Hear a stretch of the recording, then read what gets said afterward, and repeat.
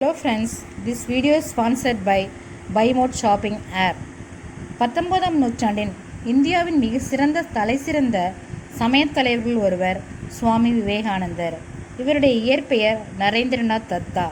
ராமகிருஷ்ண பரமஹம்சரோட சீடரான இவருடைய கருத்துக்கள் இளைஞர்களுக்கு எழுச்சியடைய செய்கிற மாதிரி அமைஞ்சிருக்கு. இவர் இந்தியாவிலையும் மேலை நாடுகள்லையும் அத்வைத வேதாந்தா தத்துவங்களை அடிப்படையாக கொண்ட பல சொற்பொழிவுகளை ஆற்றியிருக்காரு. 1893ஆம் ஆண்டு அவர் சிகாகோவில் உலக சமயங்களின் பாராளுமன்றத்தில் நிகழ்த்திய சொற்பொழிவு உலக புகழ் பெற்றவை. விவேகானந்தர் 1863 ஜனவரி 12ஆம் நாள் கல்கத்தாவில் விஸ்வநாத் தத்தாவுக்கும் புவனேஸ்வரி தேவிக்கும் மகனாக பிறந்தார். இவருடைய தாய்மொழி வங்காளம். சிறு வயதிலே மிகுந்த நினைவாற்றல் கொண்டவராகவும் சிறந்த விளையாட்டு வீரராகவும் விவேகானந்தர் இருந்திருக்காரு. இசையையும் இசை வாத்தியங்களையும் கற்றுக்கிறாரு. இள வயது முதலேயே தியானம் பழகிறாரு. பகுத்தறிவாளராகவும் இருக்கிறாரு. பள்ளி படிப்பு முடிஞ்சோடனே 1879ஆம் ஆண்டு கல்கத்தாவில் உள்ள மாநில கல்லூரியில் சேர்றார்.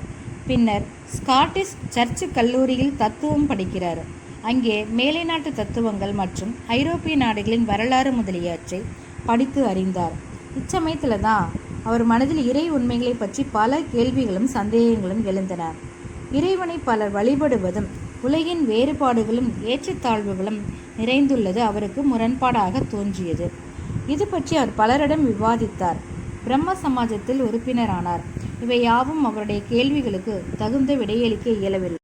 விவேகானந்தருக்கு மகேந்திரநாத் தத்தா மற்றும் பூபேந்திரநாத் தத்தர் என்னும் இரு இளைய சகோதரர்களும் மூத்த இளைய சகோதரிகளும் இருந்தாங்க. பூபேந்திரநாத் தத்தர் இந்திய சுதந்திரத்திற்காக போராடியவர். இறை உண்மைகளை பற்றி அறிந்து கொள்ள ராமகிருஷ்ணரை பற்றி கேள்விப்பட்டு விவேகானந்தர் அவர்கிட்ட போறார். ராமகிருஷ்ணரை முதலாக 1881ஆம் ஆண்டு சந்திக்கிறார்.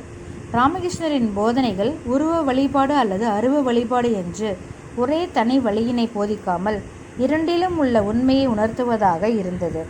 பக்தி மார்க்கம் மற்றும் ஞான மார்க்கம் இரண்டின் அவசியத்தையும் விவேகானந்தரால் புரிந்து கொள்ள முடிந்தது. 1886ஆம் ஆண்டு ராமகிருஷ்ணர் இறந்த பின் விவேகானந்தரும் மற்ற முதன்மை சீடர்களும் துறவிகளாகிறாங்க.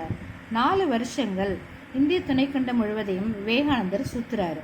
இதன் மூலம் அனைத்து பகுதிகளின் கலாச்சாரம், பண்பாடு, வாழ்க்கை நிலை போன்றவற்றை அனுபவித்து அறிந்தார். அது இந்தியர்கள் ஆங்கிலேயரிடம் அடிமைப்பட்டிருந்த காலமாகும். 1892ஆம் ஆண்டு டிசம்பர் மாதம் 24ஆம் தேதி கன்னியாகுமரி சென்ற விவேகானந்தர் கடல் நடுவில் அமைந்த ஒரு பாறை மீது 3 நாட்கள் தியானம் பண்ணுறாரு. இன்றைக்கும் அந்த பாறை விவேகானந்தருடைய நினைவிடமாக பராமரிக்கப்பட்டு வருது. விவேகானந்தருடைய குரல் எப்படி இருக்குன்னா, தங்க குடத்தில் தட்டினா எப்படி சவுண்டு வரும், சத்தம் கேட்குமோ, அதே மாதிரி ஒரு இனிமையான குரல்னு எல்லாருமே சொல்லுவாங்க. அமெரிக்க பயணம் முடிச்சுட்டு இலங்கை வழியாக 26/1/1897 அன்று பாம்பன் குந்துகால பகுதியில் வந்து இறங்குறாரு. அப்போது ராமநாதபுரம் சமஸ்தான மன்னராக இருந்த பாஸ்கர சேதுபதி தான் விவேகானந்தரை வரவேற்கிறாரு. கல்கத்தாவில் ராமகிருஷ்ண இயக்கம் மற்றும் மடத்தை விவேகானந்தர் நிறுவினார். 1899 ஜனவரி முதல் 1900 டிசம்பர் வரை 2ஆம் முறையாக மேல்நாட்டு பயணத்தை மேற்கொள்கிறார். 1902ஆம் ஆண்டு ஜூலை 4ஆம் நாள் தனது 39வது வயதில் வேலூரில் விவேகானந்தர் காலமானார். அவர் ஏற்படுத்திய ராமகிருஷ்ண மிஷன் மற்றும் மடம் பல கிளைகளை பரவி இன்றைக்கும் செயல்பட்டுட்டு வருது.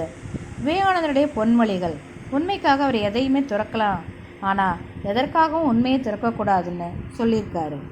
இதுபோல் இன்னும் நிறைய பொன்மொழிகள் இருக்குது. Thank you friends.